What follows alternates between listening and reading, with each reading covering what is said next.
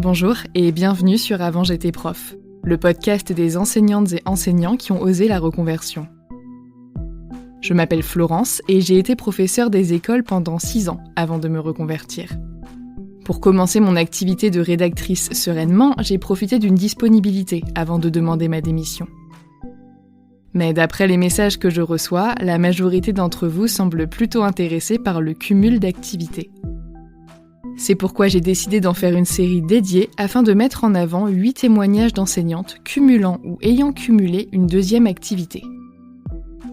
Dans ce 5e épisode, vous entendrez le témoignage de Cécile, 49 ans, professeure des écoles depuis 19 ans, ayant principalement enseigné en cycle 2 dans un établissement public de l'Académie de Grenoble. Elle a obtenu son cumul d'activités dès sa première demande, à la rentrée 2016, et elle en a bénéficié jusqu'à ce qu'elle demande sa disponibilité en 2020. Aujourd'hui, Cécile se consacre entièrement à son ancienne activité cumulée, qui se nomme H2Zèbre.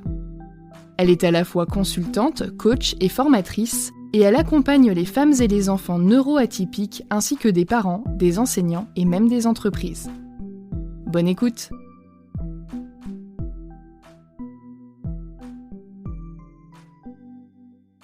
Les raisons qui m'ont poussée à demander un cumul d'activités, d'abord il y avait une envie diffuse, pas très claire mais qui était persistante depuis plusieurs années, qui était latente, de peut-être faire autre chose, un peu différemment, etc. Mais quoi, comment, je ne savais pas trop. Et le déclencheur, ça a été la première fois que je me suis présentée au CAFIPEMF, donc pour devenir formatrice d'enseignants, où j'ai raté de 1 point, alors que j'étais déjà formatrice d'enseignants dans les faits, etc. En plus d'être professeure des écoles. Et donc, ça a déclenché beaucoup de colère chez moi, beaucoup de sentiments d'injustice. Et ça a généré 2 mois de force motrice en fait, ça a été comme un déclencheur qui a été nécessaire pour moi pour enfin passer à l'action et savoir que j'allais faire autre chose à côté. Donc, concernant la demande administrative, dans mon souvenir, elle a été assez rapide. J'ai dû expliquer donc mon projet, ce que je comptais faire comme activité accessoire et le soumettre à mon inspecteur pour être sûr qu'il n'y avait pas de conflit d'intérêt en fait entre ma mission publique de professeur des écoles et ce que j'allais faire à titre d'activité au sein d'une entreprise privée que j'allais monter moi. Mon inspecteur m'a conseillé d'inclure une clause d'exclusion concernant tous les élèves de mon école. Comme ça, il n'y avait pas de risque. En tout cas, tous ceux qui étaient en dessous de mon niveau de classe et que potentiellement je pourrais avoir un jour dans ma classe. Voilà. Ce qui aurait pu m'être reproché, c'est de ne pas proposer au sein de ma classe gratuitement mes connaissances d'accompagnement des élèves et d'aide justement en termes de métacognition, de profil et stratégie d'apprentissage, etc. pour progresser. Et de dire, en revanche, voilà, si vous voulez que votre enfant progresse, venez à mon cabinet et ce sera payant. Et après, en termes de limites, c'était à peu près la seule. Après, c'est plus les limites du système plus que de ma demande de projet personnel. Voilà. C'est par exemple le fait que si on est à temps plein, on n'a pas le droit de cumuler avec une activité accessoire, ce qui est un non-sens. Si on décide de le faire sur le week-end, par exemple, sur son week-end. Mais en ce qui me concerne, j'étais à 3/4 temps. Donc, je savais que ça passerait, mais je sais qu'il y a pas mal d'enseignants qui sont à temps plein et qui souhaiteraient développer, cumuler avec une activité passion, avec un autre projet qu'ils souhaiteraient développer, etc. Et qui, administrativement, n'ont pas le droit depuis 2016. J'ai été complètement dévouée à l'éducation nationale, mais comment te dire, je suis devenue un petit peu remontée contre cette institution. Et il y a tellement de bâtons mis dans les roues à tous les enseignants. Et je trouve que, en plus, ceux qui ont le plus d'envie, de motivation, qui sont les plus impliqués dans leur fonction et dans ce qu'ils ont à offrir aux enfants, aux jeunes, etc., c'est souvent eux qui souffrent le plus parce que c'est très, très démotivant. Le système est très, très lourd. Tout est compliqué. On n'a le droit de rien et de moins en moins. Et c'est vrai que, de fait, il y a de plus en plus de demandes de démission ou de demandes de rupture conventionnelle. Et comme il y a de plus en plus de demandes de départ, l'éducation nationale sert encore un peu plus pour éviter la fuite des cerveaux. Donc, c'est très infantilisant comme système. Comment résumer le cœur de ma seconde activité? Donc en 2016, ma seconde activité, ça se rapprochait d'un métier d'orthopédagogue. Donc j'accompagnais des enfants et des jeunes à faire le pont entre leur façon naturelle d'apprendre et leur point de force dans leur stratégie et profil d'apprentissage, etc., à faire le pont donc avec les attendus scolaires. Et il se trouve que la grande majorité de ceux que j'accompagnais avaient des profils neuroatypiques, donc étaient en difficulté scolaire, notamment pour des 10, un TDAH et le HP beaucoup. Il se trouve qu'à la fin, la 4e année de mon cabinet, donc en 2019-2020, je n'avais plus, c'était pas un choix de ma part, mais je n'avais plus que des hauts potentiels. Et donc, l'étant moi-même, mes enfants l'étant, et mes clients l'étant également, il y a un moment où je me suis interrogée, où je me suis dit, mais tu t'es spécialisée dans les profils neuroatypiques, mais peut-être que tu as encore une surspécialité, à quelque chose à apporter de particulier, parce que ce haut potentiel, il t'a suivi et poursuivi toute ta vie. Il y a quelque chose peut-être à aller apporter de ce point de vue-là. Et c'est venu en parallèle avec un projet d'expatriation, donc familial, avec mon compagnon et notre fils de 6 ans à l'époque. On souhaitait partir à l'étranger. Je vais essayer de faire très court parce que il y a eu beaucoup de rebondissements, mais donc on devait partir s'installer à Montréal. Et donc j'avais fait le choix de fermer mon cabinet en 2020, mon cabinet physique, mais je souhaitais continuer en ligne à apporter des services autour de ces thématiques, notamment pour les hauts potentiels. Et la crise sanitaire est passée par là, changement de projet, etc. On a atterri non plus à Montréal, mais en Martinique, où nous avons vécu un peu plus d'1 an. Et j'ai développé donc pendant ce temps-là mon activité en ligne, qui a de fait évolué, puisqu'il y a une partie qui venait directement de ce que je faisais à mon cabinet physique quand j'étais du côté d'Annecy. Donc l'accompagnement des enfants, des jeunes, mais là étant en ligne, j'ai souhaité plutôt accompagner leurs parents, parce que tout le travail de manipulation, par exemple, qu'on fait avec des petits, là étant à distance, ça me semblait compliqué et pas souhaitable. Donc, je propose d'accompagner les parents de ces enfants et jeunes à profil neuroatypique, leurs enseignants aussi, puisque je propose des formations pour les enseignants qui souhaitent en savoir plus sur ces profils particuliers et sur comment les accompagner au mieux. Et puis, il y a un autre projet de cœur qui a vu le jour en 2020 et à travers la page H2Zèbre, qui est vraiment là plus d'accompagner des femmes, plus là en termes de coaching, d'accompagnement pour ces femmes neuroatypiques qui souvent n'ont pas été diagnostiquées étant enfants. On est souvent passé à côté d'elles et c'est souvent lorsque leur propre enfant est bilanté que ça vient faire écho chez elles et qu'elles découvrent à 35, 40, voire plus, qu'elles sont elles-mêmes au potentiel. Et plus on l'apprend tard et plus c'est une sorte de déflagration un peu dans la vie. C'est pas grave en soi, hein. Tout va bien, mais ça peut faire un gros choc, surtout pour ces femmes qui souvent ont vécu mal beaucoup de choses. Et là, le fait d'apprendre avec ce nouvel éclairage, ça vient chambouler un peu toute la relecture de sa vie en fait. Voilà, donc aujourd'hui, mon activité, elle est 100% en ligne et elle est très vaste et elle est encore en train d'évoluer vers d'autres horizons, mais peut-être qu'on en parlera un peu plus tard. Mais ça remet, en fait, il y a vraiment différentes phases. Enfin, d'abord l'hypothèse, puis on découvre, bienté ou pas. Puis, il y a des phases comme ça d'acceptation, vers l'intégration dans sa vie de ce nouveau paramètre. Et une des phases, c'est de relire toute sa vie à travers ce nouveau prisme. Et ça peut être vraiment chamboulant. C'est des femmes qui souvent me disent, et je l'ai pensé moi-même pendant longtemps, de moi. Moi, j'ai cru être bipolaire, j'ai cru être folle, j'ai cru être dépressif chronique, j'ai cru que j'avais un vrai problème, quoi. Enfin, non, t'as pas un problème, t'as un fonctionnement différent. Et ça s'apprivoise, en fait. C'est pas grave en soi, mais ça s'apprivoise. Ça se comprend. Concernant l'organisation de ma semaine, en gros, entre mes deux activités, c'était très simple, finalement, parce que j'étais à 3/4 temps en classe, donc les lundis, mardis, jeudis. Et j'avais mon cabinet que je louais, le vendredi et le samedi.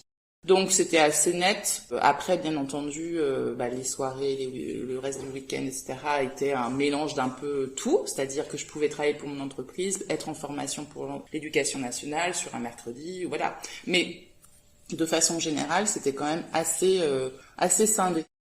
Concernant la répartition financière, j'aurais pas de chiffres clairs, nets et précis, où il aurait fallu que je les recherche auparavant, mais en gros, je dirais que mon activité secondaire, la première année par exemple, qui était une année de démarrage, m'a quand même amené entre 25 et 30% de revenus supplémentaires. Donc on va dire que, voilà, en gros c'était 3/4, 1/4. Un peu comme mon temps finalement, mais en même temps avec beaucoup moins de temps de travail sur ces 2 jours où j'étais à mon cabinet. C'était pas les mêmes journées. C'est-à-dire que si on devait ramener à l'heure, je gagnais beaucoup mieux ma vie à mon cabinet que dans mon poste d'enseignante. Voilà, ça restait une activité secondaire, accessoire, qui était pour moi...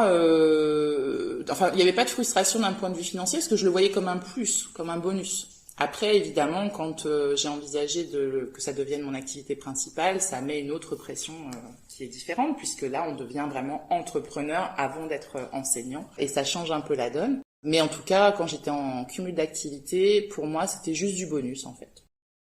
Alors, concernant les points positifs et négatifs, je vois surtout des positifs, mais quelques limites aussi, on va dire. Pour moi, il n'y a rien de positif et négatif, ça n'existe pas. Mais tout apporte quelque chose, en fait. Mais dans les points vraiment hyper positifs, hyper enthousiasmants et vraiment qui m'ont presque ébloui quand je me suis lancée dans mon cabinet, dans mon activité accessoire secondaire.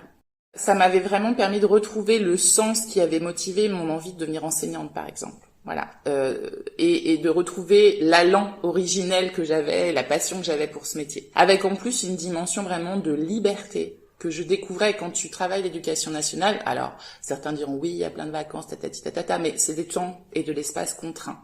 Les horaires sont contraints, les dates de vacances sont contraintes, les temps de formation sont contraints, ton espace classe, etc., où tu travailles, comment tu travailles, les contenus, même s'il y a une forme de liberté pédagogique, mais malgré tout, c'est extrêmement contraint et cadré. Ce qui a de bons côtés, mais c'est aussi assez enfermant. Là, c'était carte blanche. J'étais libre totalement de mon organisation dans mon temps. Si un vendredi ou un samedi, je souhaitais ne pas travailler, je pouvais.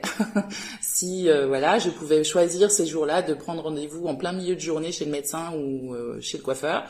Bref, c'est des détails tout simples, mais tu découvres ça, tu fais waouh, ah oui, c'est cool. Je pouvais organiser mon espace de travail, donc c'est un cabinet que je partageais avec une orthophoniste. Je pouvais l'organiser comme je souhaitais. Les contenus de ce que je souhaitais faire au sein de mon cabinet étaient totalement libres, mes méthodes aussi. Vraiment, ça c'était énorme. Et cette dimension de prendre le temps. On est toujours très pressé dans l'éducation nationale, on a des deadlines, on a des programmes à suivre, etc., et c'est normal, mais on est toujours dans cette contrainte et cette pression-là. Et là, je découvrais le fait de pouvoir prendre mon temps, prendre le temps, et ça, c'est énorme. Et de pouvoir, même si la consultation avec un enfant ou un jeune était de 1 heure, parfois, souvent, c'était 1h15, 1h30, parce que, voilà, je pouvais prendre le temps. Et puis, dans les limites ou les choses un peu moins cool, mais je pense que c'est important d'en parler parce qu'on a tendance à idéaliser cette seconde activité quand on a envie de se lancer dedans. Et ça n'est pas que idéal, donc notamment si on crée son entreprise, il y a tout un pan à développer de création d'entreprise, de communication, de compta, qui sont clairement pas mes zones d'expertise, de se vendre entre guillemets. Bon, c'est très moche comme façon de parler, mais en tout cas de vendre ses services, de communiquer et on a souvent une espèce de complexe quand on vient d'un métier d'accompagnement comme que ce soit prof ou infirmière ou psy, etc. à l'idée de se faire payer pour nos services parce qu'on est dans la relation d'aide. Et donc, il y a tout un travail à faire là-dessus. Puis, potentiellement, il faut être OK avec l'idée de travailler plus en termes d'heures aussi. Parce que, de fait, quand on cumule, on n'est pas obligé de doubler le temps de travail, mais forcément, il y a un temps de travail supplémentaire. C'est un choix. Ça veut dire que effectivement, je savais que les samedis où je travaillais, je serais pas en train d'être avec ma famille ou d'aller faire je ne sais quoi ou d'aller me baigner ou voilà. Mais c'est un choix quand on a un projet qui nous motive comme ça. Et puis, je pense qu'il faut être OK avec l'idée aussi d'essayer de tâtonner et de potentiellement se planter. Et ça, c'est pareil, tout le monde n'est pas très OK avec ça. C'est pas forcément confortable, évidemment, mais ça fait partie des potentialités. Donc, faut être OK avec l'idée que oui, ça, peut-être quelque chose va fonctionner, peut-être moins, peut-être que ça va fonctionner à un moment et puis ça va varier. Vraiment, c'est pour moi, si je devais résumer la comparaison vraiment ultime entre système fonction publique et l'entrepreneuriat, puisque dans mon cas, c'est le cas. On a d'un côté un truc très contraint, mais régulier, avec un salaire qui tombe et qui est pas mirobolant, mais qui est quand même correct et régulier, et sur 12 mois. Et de l'autre, c'est la variation. Il n'y a jamais rien de stable dans l'entrepreneuriat, que ce soit en termes de revenus financiers, de temps consacré à l'activité, de mojo, parce que parfois on est vraiment dedans et parfois on a des périodes de flottement, Voilà. Et donc, c'est pas confortable, ça. Faut vraiment être OK avec cette idée-là. La liberté, c'est aussi lié à une forme d'instabilité.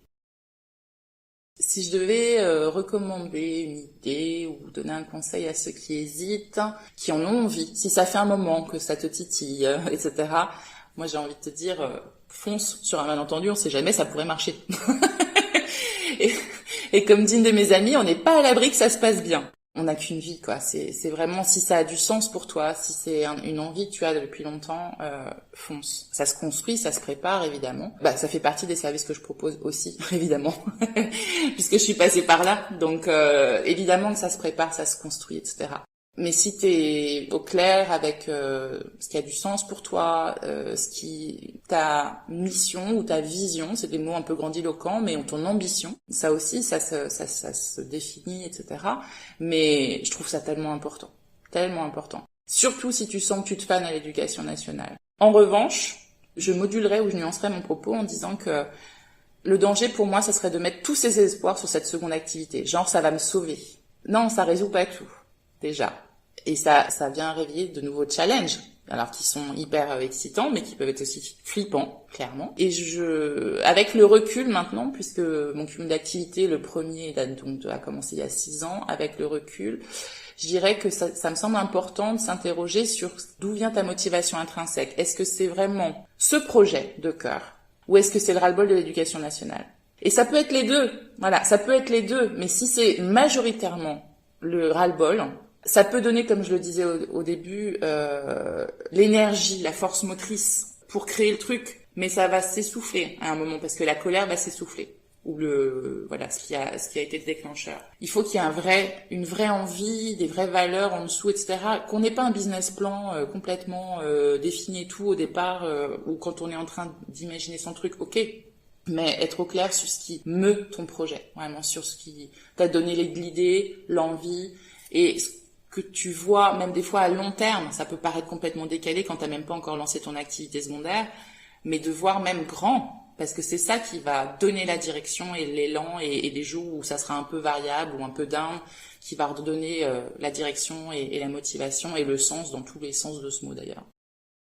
Alors, en termes de projet et de perspectives pour la suite, donc comme je te le disais tout à l'heure, j'ai repris depuis très peu un autre cumul d'activités en République dominicaine, donc qui n'était pas prévu. C'est pour plein de raisons, notamment de challenge perso, d'opportunités professionnelles, et puis aussi très concrètement pour pouvoir rester vivre en République dominicaine et avoir un visa de travail. Voilà. Donc c'est plein de raisons qui peuvent sembler comme ça assez matérielles, mais pas uniquement. Et en tout cas, en même temps que je vais continuer donc sur un poste de conseillère PEDA et puis quelques heures d'enseignement au sein de ce lycée international, j'ai envie de continuer à développer mes 2 casquettes, à la fois 1, 2, 3 CAP, qui était donc ma société originelle et qui s'adresse plus aux parents et aux enseignants, et puis H2Z qui s'adresse plus effectivement aux femmes à profil neuroatypique. J'ai vraiment envie de continuer à développer ça. Voilà, c'est même s'il y a des jours où on doute, des jours où on en a des jours où c'est compliqué parce que quand tu cumules, effectivement, parfois t'as des journées qui sont très chargées. Parfois t'as des semaines ou des mois où c'est vraiment le rush. Et puis ça se calme, voilà. Mais il y a des moments où on est juste crevé, où on est en perte de motivation, on est en perte de repères parce qu'on est de la tête dans le guidon. Et donc c'est important de se reconnecter à ce projet de cœur et à cette vision qu'on a, ce qui sous-tend notre action. Et après, j'ai plein de projets sur le feu. J'ai été sollicitée pour écrire des livres. J'ai une commande de 2 livres, mais là-dessus, clairement, j'avance pas du tout à la vitesse que je souhaiterais. Mais bon, ça verra sans doute le jour à un moment. Là, je suis en train de développer une nouvelle branche de mon activité, plus liée au monde du travail, donc l'aide à de la reconversion professionnelle, notamment pour les profs, mais pas uniquement. Des gens qui ont un projet de cœur à développer. Je commence à intervenir au sein d'entreprises, à former des coachs aussi, des accompagnants pour les profils neuroatypiques. Il y a des collaborations qui sont en train de se mettre en place. Voilà, donc c'est 1001 choses. J'en faisais déjà 999, voilà. Mais bon, j'assume et je m'y épuise un peu parfois, mais j'ai besoin d'avoir ce côté multipotentiel où je fais plein de choses et où je m'intéresse à plein de choses. Et j'ai du mal à renoncer. Mais j'y travaille, je me soigne. À renoncer à une partie de mon activité parce que, en fait, chacune de ces cordes à mon arc, je les aime toutes, en fait. Donc voilà, on verra. Il y a un moment où les journées ne faisant que 24 heures, où je serai peut-être contrainte de fermer une partie de mon activité pour me focuser plus sur une ou deux. Mais pour l'instant, voilà. Pour l'instant, je continue dans cette idée de déployer, en fait. Merci d'avoir écouté cet épisode jusqu'au bout. S'il vous a plu, abonnez-vous pour ne pas rater les prochains épisodes. Pour que le podcast gagne en visibilité, vous pouvez le noter et le commenter sur votre application d'écoute favorite. Je vous invite également à le partager avec vos proches, vos collègues et sur vos réseaux sociaux. Pour soutenir le podcast financièrement, je vous donne rendez-vous sur Tipeee, une plateforme de financement participatif dont vous trouverez le lien dans la description de l'épisode. Les dons y sont possibles à partir d'€1 et ils me permettent de financer le matériel, l'hébergement et une petite partie du temps que je passe à créer ce podcast. Merci à Anne, Lucie, Colline et Aurélia pour vos dons. C'est la preuve que ce projet a toujours une utilité et ça m'encourage vraiment à continuer. Retrouvez l'actualité du podcast sur Instagram et Facebook, @avantj'étaisprof, ainsi que les liens vers les sujets abordés dans la description de l'épisode. À bientôt!